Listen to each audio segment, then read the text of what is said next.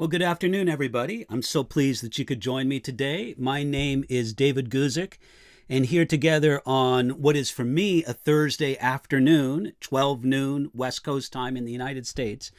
Whatever time it is for you in your time zone, I'm glad that you could join us. And what we do here on these Thursdays is we have a live question and answer time. If we've never been introduced before, I've been doing this for several years, but if anybody knows me outside of these question and answer programs, it might be from my online Bible commentary. I have just sort of this unusual ministry that God has given me, and that is the ministry of having an online Bible commentary that comments on every chapter, and I suppose you could say every verse, though I certainly don't have something to say about every single verse in the Bible. But it's an extensive commentary through the whole Bible, and some people find it helpful. So one of the things I like to do, though, is get together on these Thursdays and have an open time of question and answer, not only for our YouTube audience, but also for our TWR, that is Trans World Radio 360 audience, our TWR 360 audience. We welcome you. We're so glad to partner with that wonderful ministry that for so many decades has done an excellent job of reaching the world for Jesus Christ with His Word over shortwave radio, and of course now the extensive work that they have with reaching an online community through their website, TWR 360. Today is a very special day because in happy commemoration of the fact that we have exceeded 80,000 subscribers, I just looked at the statistics, we're getting up close to 81,000, and look, I want to acknowledge, compared to the big folks that are here on YouTube, we have a pretty small viewing audience, but I love our viewing audience, and I'm very grateful if it continues to grow at all, and so very happy to hit that 80,000 subscriber mark. And God willing, we'll keep on going into the future. But in recognition of reaching that 80,000 subscriber mark, we're going to give away 2 books today, 2 books to the same person. And these are books that we, the ministry that I'm kind of a part of and that we do the Bible commentary from, is a ministry called Enduring Word. And with the permission of the late Dr. J. Edwin Orr's family, we received permission to republish 2 of his books.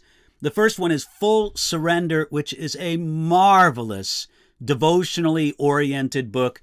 And then the second one is a historical book that he wrote. Dr. J. Edwin Orr had 3 earned PhDs, and this is essentially material taken from one of his doctoral theses on the Second Evangelical Awakening, the great, fantastic move of God that happened in the middle of the 19th century, 1857 through 59 in the United States, 1859 through 61 in the UK. This is the historical study of that. We're going to give away these 2 books to one of you, our live viewing audience today. This is what you need to do. Number 1, you need to subscribe to our YouTube channel. So there's a switch there, a button there, a place where you can click subscribe. Hey, we love it if you also click notifications. That way, whatever we push out, you'll be made aware of. Let us also know, not only that you've subscribed, but comment on your viewing location. In other words, we want to know what country you're viewing from. We love our international audience. And we also want to know what state, if you're in the United States, or what province, if you're in Canada.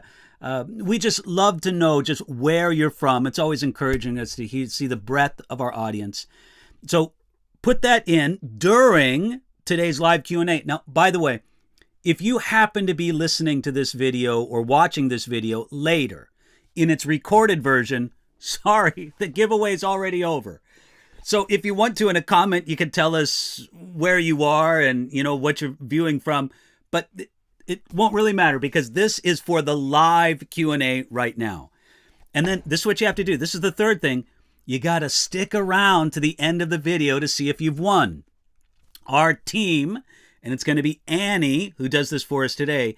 Annie is going to take the entrance that comes in and just in her own magical way, she's going to randomly pick between them. And the random winner will get this, and I'll send this out to you hopefully today. And you'll get it via priority mail, United States mail. So The winner will randomly be selected and announced at the end of today's live Q&A. That's today, Thursday, August the 18th. And our moderator, Devin, will announce when the entries are closed. It'll be shortly before the end of today's program. And then I'm going to announce the winner at the very end of today's program. So again, the entries must be received in the YouTube side chat today during the live question and answer time. All right, well, kind of enough with those rules. I want to get on to our lead question for today. Our lead question today comes from Laura. She submitted this question, I believe, from Twitter. And so, Laura, I hope you're tuning in. I hope you're going to catch this either live or later on in recorded version. And here's how I would summarize Laura's question. I'm going to read you her question exactly, but I'd summarize this. What is marriage in the eyes of God? And here's a question from Laura. I have a serious question. What has to be in order to consider two people married in the eyes of God? Is it possible to have gotten married but not be married? Thank you in advance. Now, Laura, this is a good question. It's a question that many people ask. Here's my quick answer, and then I'll go on to give more of an explanation. Here's my quick answer, okay? Here's how I would phrase it.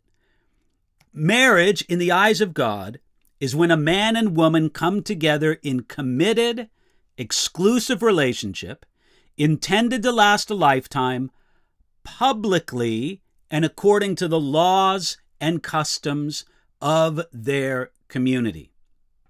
Okay, that's, that's not, you can tell it's not a Bible verse, but to me, as I bring together the different patterns and understandings that the Bible does present to us about marriage, I think that's a pretty fair summary. So let me explain that formulation to you phrase by phrase. I begin by writing this. It's marriage in the eyes of God is. So marriage is God's institution. It's not man's. God brought Adam and Eve together in the first marriage. That's in Genesis chapter 2. And the New Testament repeatedly looks back to Adam and Eve as the foundational example of marriage. Let me read you that passage, Genesis chapter 2, beginning at verse 21, where we read this. And the Lord God caused a deep sleep to fall on Adam, and he slept. And he took one of his ribs and closed up the flesh in its place. Then the rib which the Lord God had taken from man, he made into a woman, and he brought her to the man. And Adam said, This is now bone of my bones and flesh of my flesh. She shall be called woman, because she was taken out of man. Therefore a man shall leave his father and mother and be joined to his wife, and they shall become one flesh. Now, again, that is the biblical pattern for what marriage is. One man, Adam, coming together with one woman, Eve, and that forms the marital union, them coming together before God. Now, that doesn't end our definition of what marriage is, but it certainly begins it. Matter of fact, let me add one more verse here to you. Malachi 2:11. I think here on the screen I'm going to have the wrong reference. So it's either Malachi chapter 2, verse 10 or verse 11. But it says about marriage that the Lord, it speaks of marriage as the Lord's holy institution, which he loves. In other words, marriage is God's institution. It's not the invention of humanity. Now, I know that from, the anthropologist or the sociologist or the political scientist or whatever, well, this is a human institution that's been put in by this culture, that culture. We, from a biblical perspective, would disagree. We would say, no, marriage is God's institution. Matter of fact, according to Malachi chapter 2, it's the Lord's holy institution, which he loves. So right there, marriage is, number one, in the eyes of God is when a man and woman come together. Now, marriage is reserved for a man and a woman. Same-sex unions are not marriages in God's eyes. In the definition of marriage that I gave just before, I do say according to the laws and customs of their community, and I'm going to explain that a little bit later.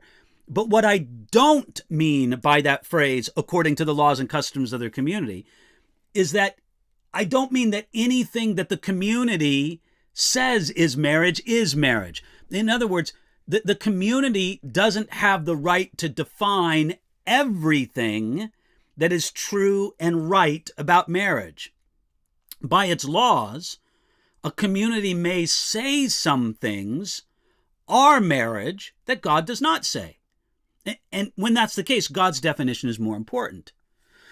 By its laws also, a community may say that a marriage is dissolved or divorced when God does not. And in both cases, God's definitions are more important.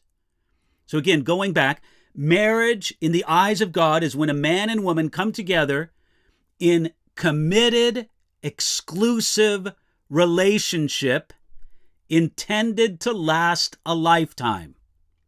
Now, the Bible repeatedly speaks against adultery, and it promotes the idea that the wife has every reason to expect her husband to be sexually faithful in marriage, and the husband has every right to expect the same of the wife.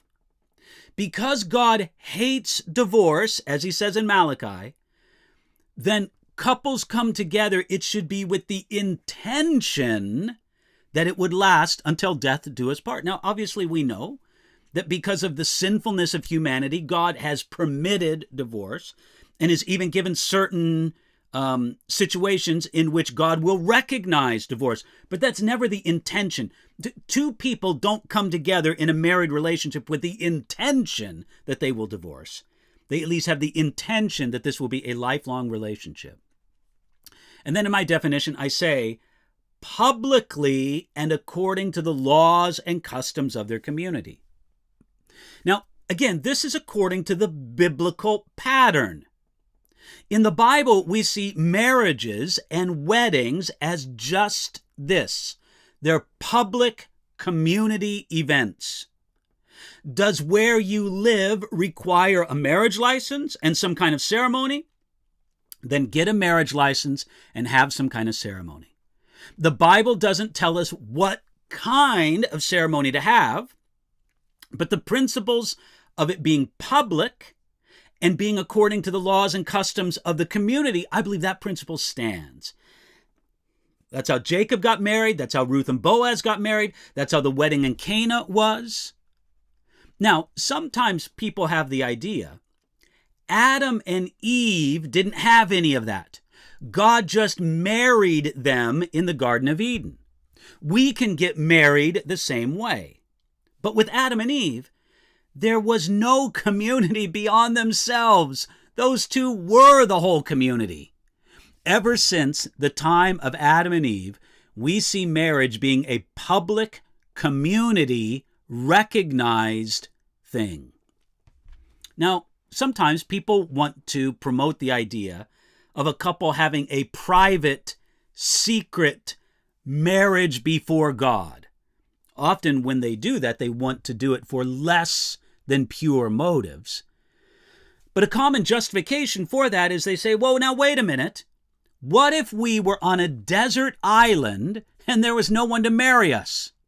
Now, my answer to that, and by the way, that's been something that's been brought up to me through the 40 years that I've been a pastor.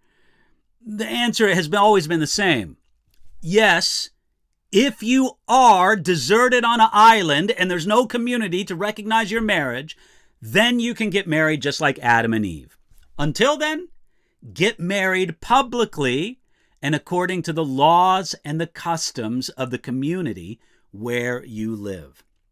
So, Laura, I don't really buy the idea that people can have a secret or a private ceremony and have what we might consider to be a truly recognized marriage before God. I don't think it works that way. Now, there is one other aspect to this that Laura may have in mind. I really don't know because all we have is her question as she presented it. Maybe it's a situation where she's raising the issue of a possible annulment of marriage. And what do I mean by an annulment of marriage? Well, simply this.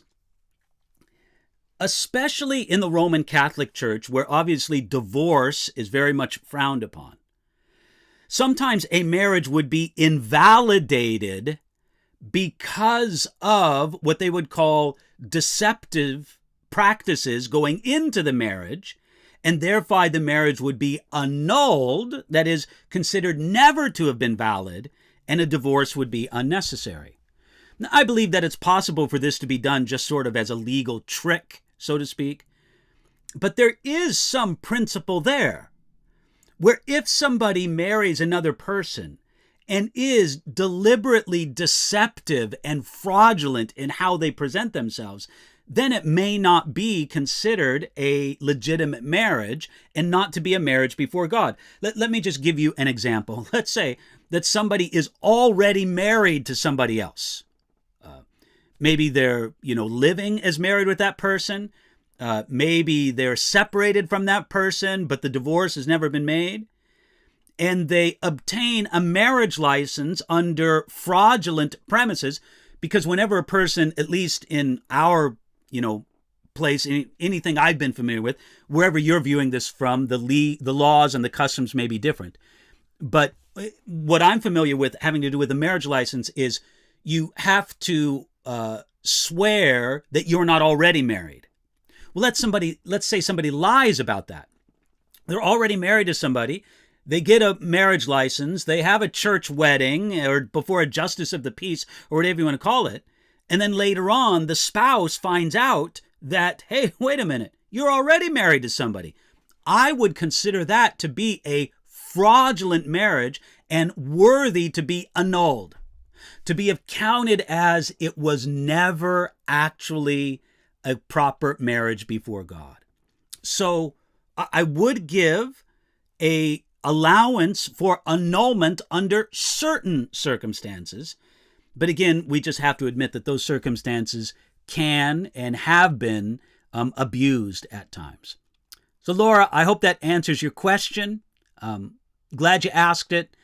And we're going to move on to the live chat questions in just a moment. But before we do, I want to say one more time, because there's probably some people who have joined us from before the time when I spoke this at the very beginning of the broadcast. Today, we're giving away 2 books, not 1, but 2. The 2 books that we, Enduring Word, have reprinted from the work of the great, late Dr. J. Edwin Orr. By the way, if you're interested in the ministry of J. Edwin Orr, go to his website. We'll put it in the details, or maybe Devin, our moderator, can put it in the comments. jedwinorr.com. A great link of audio and video resources, especially from the late Dr. Orr.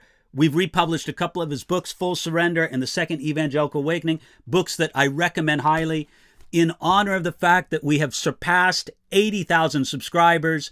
We're going to give away these books today to somebody viewing now during the live broadcast. If you're catching this on a recorded version later, sorry, you're just too late for this. But what I do just simply want to say is, here's what you got to do. Let me go over the rules one more time. You need to subscribe to our YouTube channel. You need to comment in the comments telling us your viewing location, either the nation or the state. If you want to give a city, that's fine. Or the province that you're coming from.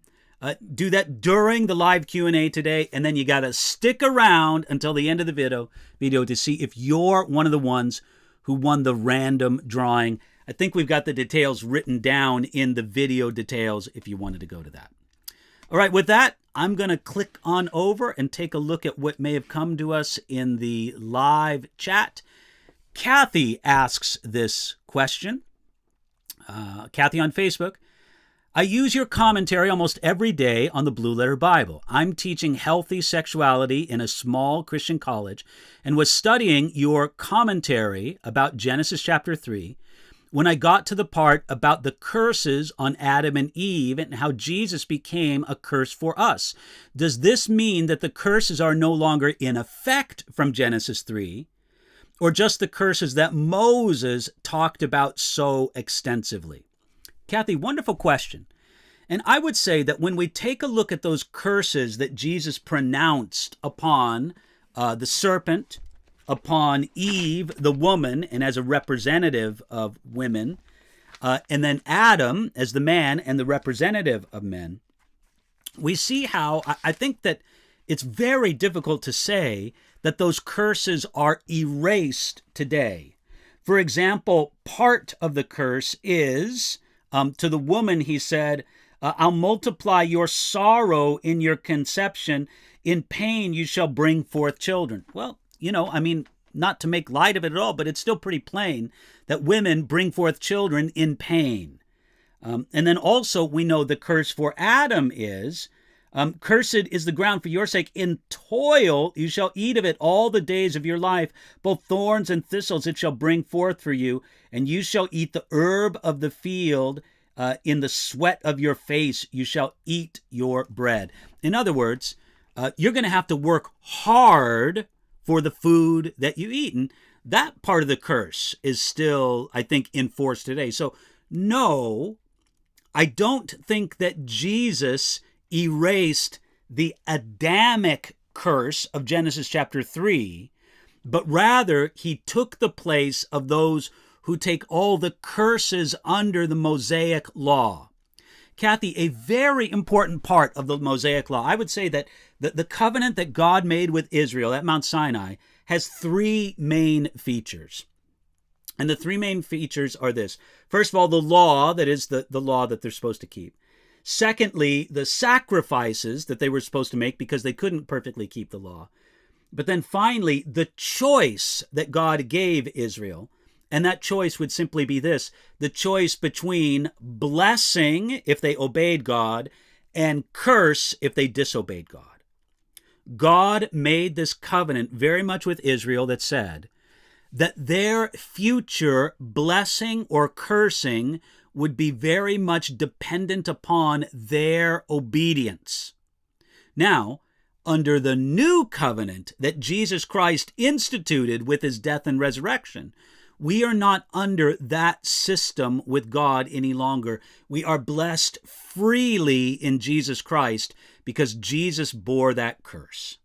So instead of connecting the idea that Jesus bore the curse for us and satisfied the curse of God on our behalf, instead of tying that back to Adam and Eve, the Adamic curse in Genesis chapter 3, I would connect it more with the curses connected with the law of Moses. Now, ultimately, because of the work of Jesus Christ, even the Adamic curse will be redeemed and taken away. But that's not on this side of eternity. Well, right here, right now, believers in Jesus Christ are no longer under the curse relevant to the Mosaic law. So, Kathy, I hope that helps you, and God bless you in the class that you're teaching. Second question here today comes from He Is Returning Soon. Wants to know, what is the difference between sin, abomination, and defilement? Well, He is returning soon. You need to understand that the Bible gives us actually a very rich vocabulary of sin. It describes sin in many different ways. It describes sin just using that term sin, which basically means to miss the mark. There's a target that we're supposed to hit and we miss it. So sin is true in that sense. It's missing a mark. Sin is described as transgression. That's going over a line. Sin is described as a trespass, another way to describe going a line. Again, we could just go on. There's many, many different words used to describe sin. So, I think that we can make small distinctions between, for example, the three concepts you present. Sin, that's missing the mark. Abomination, that was a word used in the ancient Hebrew vocabulary to describe a gross idolatry. That was an abomination. So when in Daniel it speaks of the abomination of desolation, it's talking about a gross and offensive idolatry or idol that brings destruction, the abomination of desolation. Defilement is something that may or may not be directly connected to sin, because a person can be defiled by something that did not involve an act of sin themselves. You could be defiled by coming in contact with a dead body. And perhaps the way that you came into contact with a dead body was not sin, but you would still be considered unclean or defiled and would have to go through a ritual cleansing. So these concepts are all related in some way to sin and rebellion and such. But there is a distinction. Sin is missing the mark. Abomination, at least in biblical vocabulary, is a gross idolatry. And defilement is somehow to be stained in some way, spotted by the defilement of sin and everything associated with sin. I hope that helps you there. He is returning soon. Next question comes from Sean. Excuse me while I take a little drink. Sean asks the question, I'm divorced from my ex-wife. I wanted to get back with her, but she wouldn't. I finally moved on with my life, and she wanted to get back together. I'm engaged to someone else now. Your thoughts? Sean, I'll give it to you straight here. First of all, you should watch the video that's on our YouTube channel, Divorce. I think it's titled Marriage, Divorce, and Remarriage. Search for that video on the YouTube channel and go through it and listen to it, because I lay down a lot of those principles. But Sean, your particular situation is complicated enough to where I really think you need to seek godly pastoral counsel on this. Because there's a lot of individual aspects of this. The state of your wife's life, both spiritually and emotionally. And when I speak of your wife, I mean your ex-wife, of course. The state of her life, where it's at, you need to carefully consider that. You need to carefully consider what she's done and the kind of life that she's lived and the kind of life that you've lived since you separated or parted ways with your wife. You need to consider, would being remarried to your ex-wife, would it be truly a marriage in the Lord? I don't think it is as simple as Sean saying, which would I prefer? Would I prefer my ex-wife, or would I prefer the woman I'm engaged to now? I don't think it's that simple. And so all I can say is you really need to do a deep dive with some wise pastoral counsel who can talk about this and learn about it in much greater detail than what you've given me. So I couldn't automatically approve it or exclude it, but it definitely needs a closer follow-up. So Sean, I'm sorry for giving you such an unsatisfactory answer, but I need to be honest with you. This is something that you need to be careful about, because you're going to make an important decision if you go forward with marriage with this woman that you're engaged to. And I would say this, Sean, there is a sense in which engagements are made to be broken. In other words, though you are engaged to this woman, you are not married to her. You're not. And you shouldn't regard yourself as being married to her. So that's another thing that you got to take into consideration with this. Sean, all I can say is get some wise pastoral counsel, ideally with a pastor who knows as much as possible about the whole situation. Next question comes from Minkai, I'll say Minkai, writes this. My brother died. He was divorced and remarried. My sister-in-law wants to know what happens if she dies. Will he recognize her as his wife in heaven, and will they be together?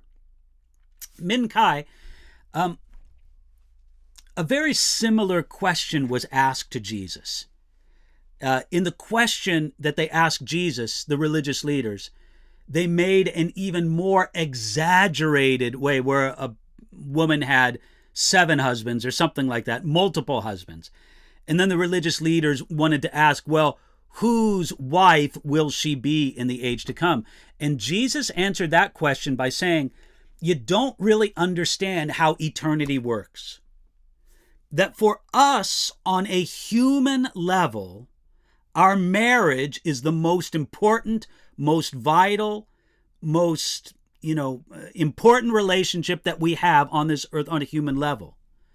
But what we have with God and the fellow people of God in heaven so far surpasses what we have in marriage, that marriage is put in a completely secondary position in heaven. Jesus even goes so far to say that in heaven, we are neither married nor given in marriage, but we're like the angels in heaven who seem to be beyond such things. That's not to put down marriage relationship as it exists right here on earth, but it's simply to exalt the glorification we will receive in heaven. So, Minkai, I would just simply give the same answer to your sister-in-law. By the way, sorry to hear about the passing of your brother. But I would give the same answer to your sister-in-law, that in marriage, in heaven, relationships are fundamentally different, including the marriage relationship. And I think that's a good way to understand it, to where it will not be a concern for us in heaven. Let me put it to you that way. Before I go on to the next question from Maritza, I hope I'm pronouncing that correctly. Let me just say again, I hope you're registering for the giveaway. Later on, we're going to give away these 2 books to one of our live viewers. If you're watching this recorded, sorry about it. You'll have to catch us live sometime. These 2 books, Full Surrender and The Second Evangelical Awakening, will be sent to you. And you just have to tell us where you're viewing from. You have to click that subscribe button, and you need to stick around to the end of our broadcast, because at the very end, we're going to ask you to contact us and give us your postal address. And if you don't stick around, then we're never going to be able to contact you for that. So anyway, we'll do that at the end of our broadcast time. Next question comes from Maritza. Maritza asks this: can a divorced woman marry another man again? Would the new marriage be approved or blessed by God? Maritza, again, I want to recommend to you, and hopefully we can put a link to that video in either the live chat or in the details. But Maritza, I want to recommend to you the video I did on divorce, marriage, and remarriage. I think that's a helpful way to answer your questions, but I'll give you a quick summation. Maritza, it depends on the circumstances of the divorce, because God gives 2 definite allowances for divorce. That is when the marital bond has been broken by sexual immorality. That's one allowance for divorce. The other allowance for divorce is abandonment by an unbelieving spouse. If a divorce is under that umbrella of what God has said he will recognize a divorce, then I believe that the divorce is actually a divorce and a person is free to marry again. However, if a person has a divorce that's recognized by the state or by the community, but not by God, then I don't think that person is free to remarry. I think that person in God's eyes could and should be regarded as if they were separated and not divorced. So that's the quick answer. But really, Maritza, I recommend that you take an hour of your time. Of course, it would be faster if you sped up the speed, but take an hour of your time and go online and watch that video that I did regarding divorce and marriage and remarriage. Next question comes from Rebecca C., who asks, can we marry someone from another faith, or should we wait for the Lord? Rebecca, I would say you should wait. Now, I know that's a difficult answer because there's a lot of people, a lot of Christian men or women who are very lonely. And they look at their life and they look at the future and they say, I'd rather be married to an unbeliever or someone from a different religion than not be married at all. And again, I understand that I have very little judgment for a person in that situation, knowing the difficulty that they live with. But I would say this, I think it is unwise in the eyes of God. It is an example of what Paul spoke against about being unequally yoked. In other words, it's like a pair of oxen that have a yoke together and it's not equal. You're not pushing or pulling, however you want to say, you're not pushing together in the same direction. When somebody belongs to either no religion or another religion, and they marry a Christian, you have two people for whom the fundamental purpose of their life is different. You have two people for whom the most important things in their life are declared to be in different categories altogether. Now, when we say that, I'm not meaning to imply for a moment that there's not people of good character who could make a good spouse, who either do not believe or belong to a different faith. And I don't want to imply that at all, because that's just not true. And I don't want to imply either that if you marry a believer, someone who's a Christian, that automatically means that everything's going to be wonderful and easy in your marriage. That's not true either. But the laws of the Old Testament were very strong for ancient Israel, that they were not to marry outside their faith. And that same pattern is presented to us in the New Testament.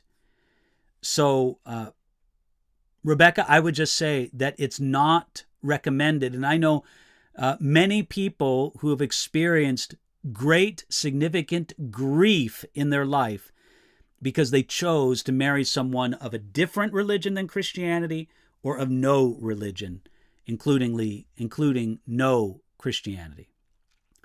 Now, again, the Bible has a different answer for someone who is a believer and is in a marriage to someone who's not a believer or believes a different religion.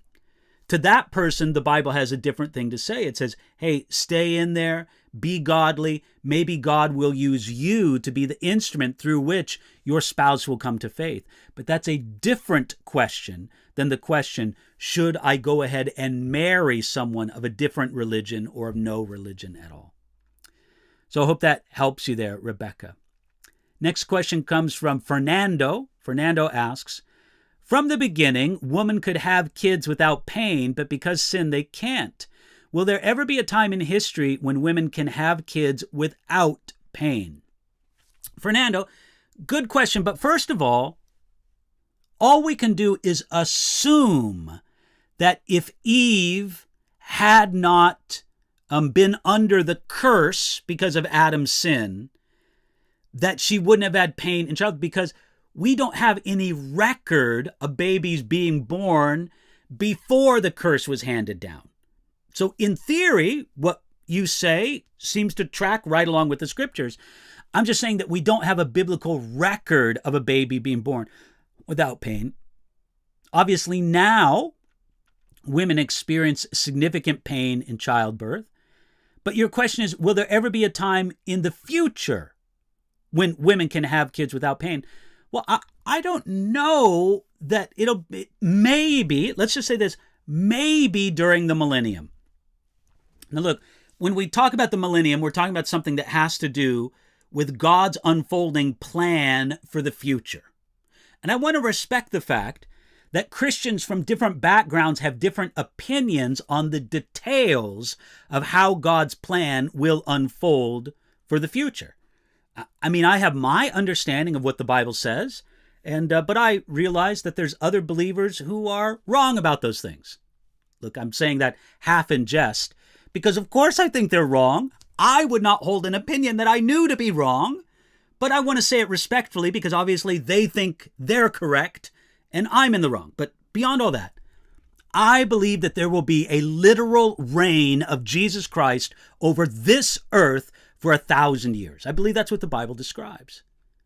And during that time, there will not be an elimination of the curse because, for example, the scriptures tell us that it seems that people will still die during that 1,000 years. It's just that their lifespan will be greatly lengthened. And then other aspects I could go on. So it seems that the curse is not eliminated during that millennium, but it is greatly, if we could use the word, lessened. So maybe the right answer to that, Fernando, is that during the millennium, there'll be just a tiny little bit of pain for women in childbirth. Maybe like plucking out a hair. I don't know. I'm being somewhat in jest about that. But I could see that perhaps there would be a great lessening of the pain as a way of God sort of miraculously giving back some of what was lost during the curse. I hope that's helpful for you there, Fernando. And I'm going to move on to the next question from Popel, who says, during the tribulation, it says that the days will be shortened. Will the 24-hour day be shortened? No, Popel, I don't believe that's talking about the 24-hour day. I think it's referring to that period.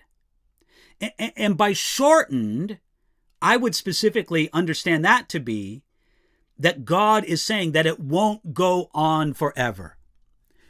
I think that several of the descriptions of the Great Tribulation, especially given by Jesus in the Olivet Discourse and then later on in the book of Revelation, I think that those descriptions tell us about a time that is so horrific that if people who were in the midst of those times had no hope that those times would end, if the people who were in the midst of those times were led to believe that those times would last forever without end, then it would drive them to absolute despair.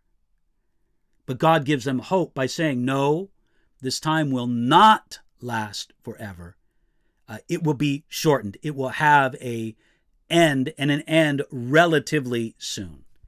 So I don't think that's speaking of a shortening of the 24-hour days. Quick plug again. Give us your location, click subscribe, hang around to the end, and you'll be entered into the random drawing for the giveaway of these books. I know I keep holding them up before you guys, but look, I really like these books.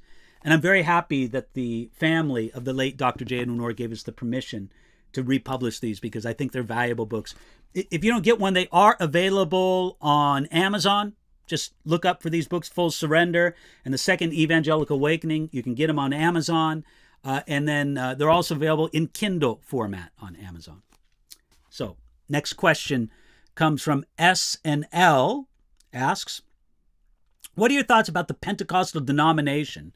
I don't want to get involved if they're practicing anything unbiblical. Okay, well, SNL, let me just tell you that the only answer I can give you is not helpful for you in your situation. Because the only answer I can give you is you're going to have to check out the individual church.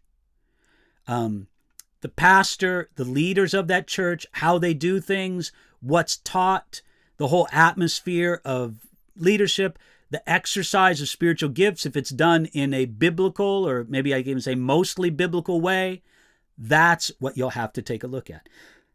Because there can be such a variance between churches that are of the various Pentecostal denominations that I really can't give you any adequate answer to that question. Right up the street from where I live here is a wonderful pastor, Pastor Reno, and his church, South Coast Church. They are a remarkable church, and they are of a Pentecostal denomination. But Pastor Reno is a man of God. He pastors his church in a godly way. It's a good, healthy church. I don't have the slightest reservation of anybody I know being a part of that congregation, and it is a Pentecostal church. It belongs to a Pentecostal denomination. But would I give a blanket approval of every Pentecostal congregation or the majority of churches within any particular denomination? No, I would not. So that's now all I can say is that you have to check it out one by one.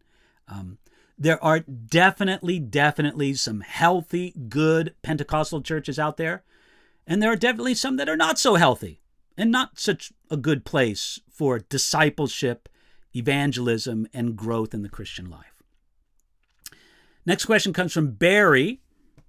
Let me take a little sip here. Barry asks, what was the point in Caesar Augustus requiring registration for everyone, including Joseph and Mary in Luke chapter 2? Barry, the answer to that is pretty simple. It was taxation. And in order to get an accurate and a comprehensive taxation, they had everybody go home to the location where their family, where sort of their tribal line, so to speak, their clan, if you want to use that terminology, was registered. And so it was to give an accurate and comprehensive taxation of the people in the Roman Empire. So that was Augustus's motive in doing it. That was his whole point, was to achieve an accurate and comprehensive taxation. It's the same reason why whatever country you live in, they want to know your name, they want to know your address, they want to know whatever number identifies you before the government.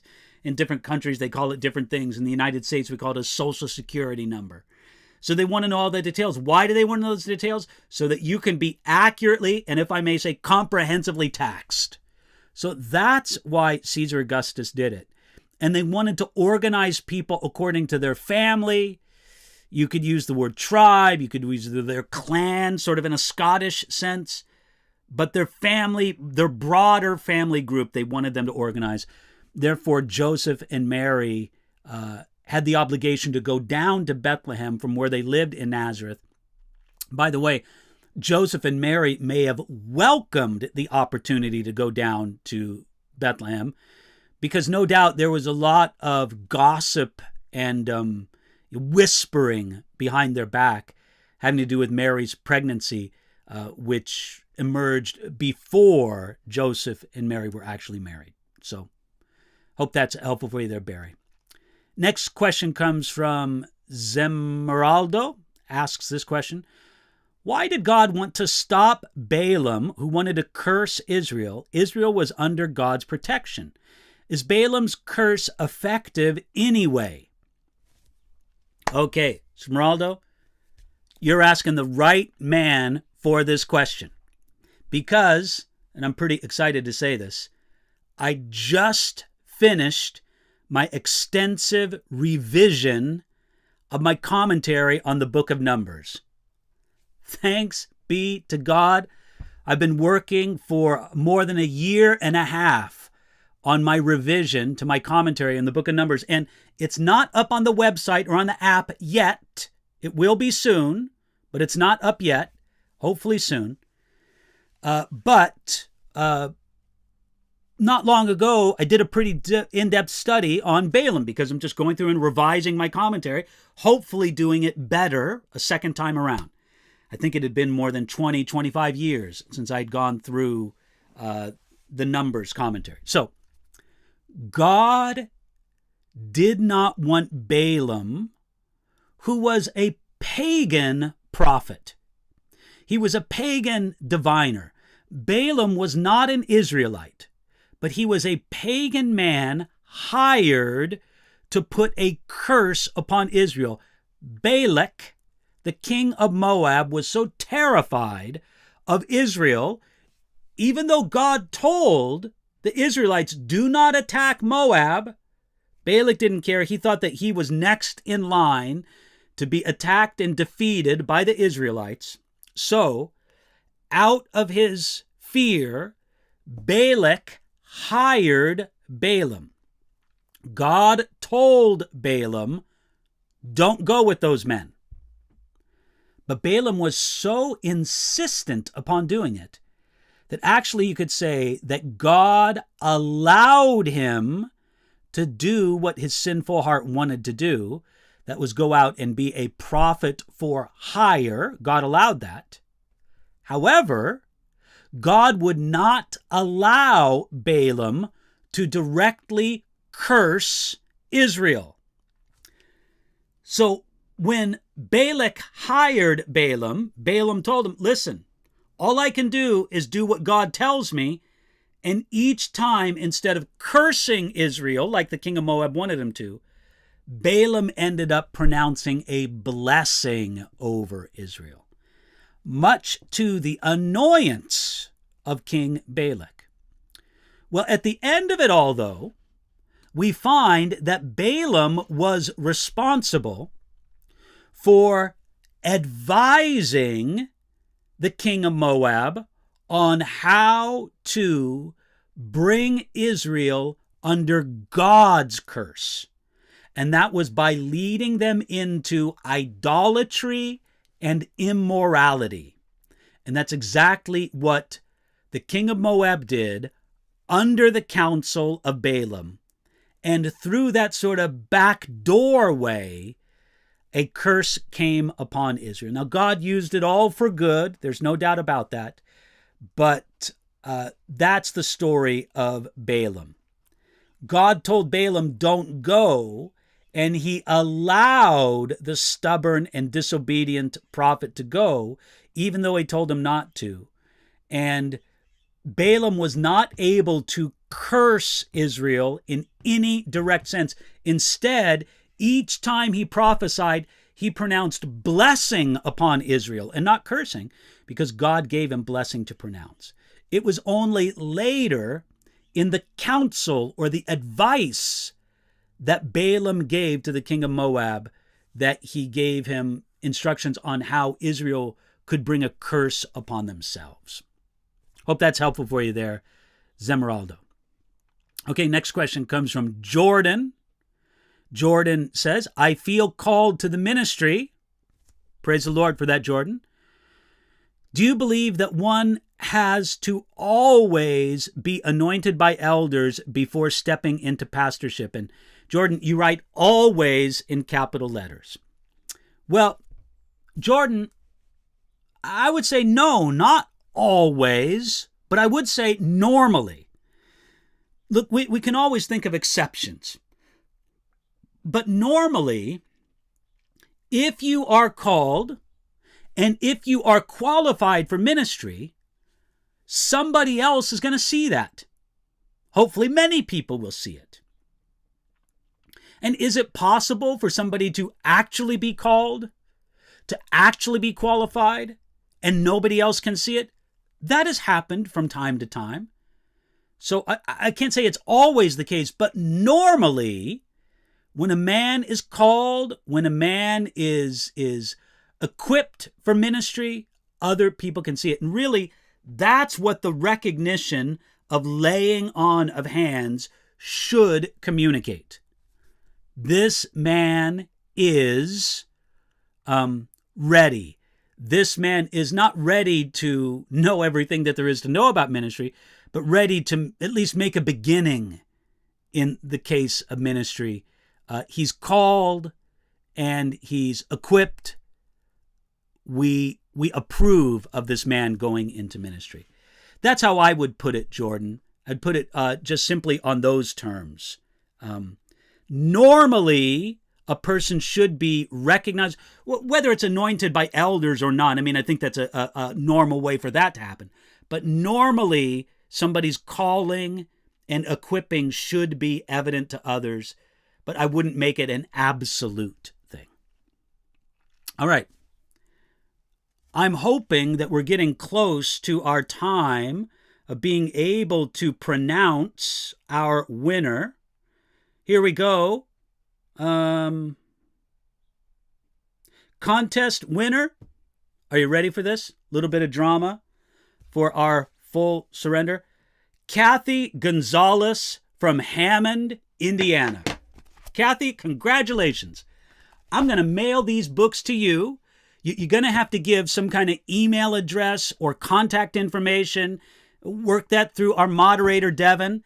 But when we get your postal address, Kathy Gonzalez from Hammond, Indiana, I want to thank you for being one of our viewers today. Congratulations on getting these books, and I'm going to mail them to you. Now, Kathy, of course, I'm not going to sign these books. I'm not the author of these books. We just republished them.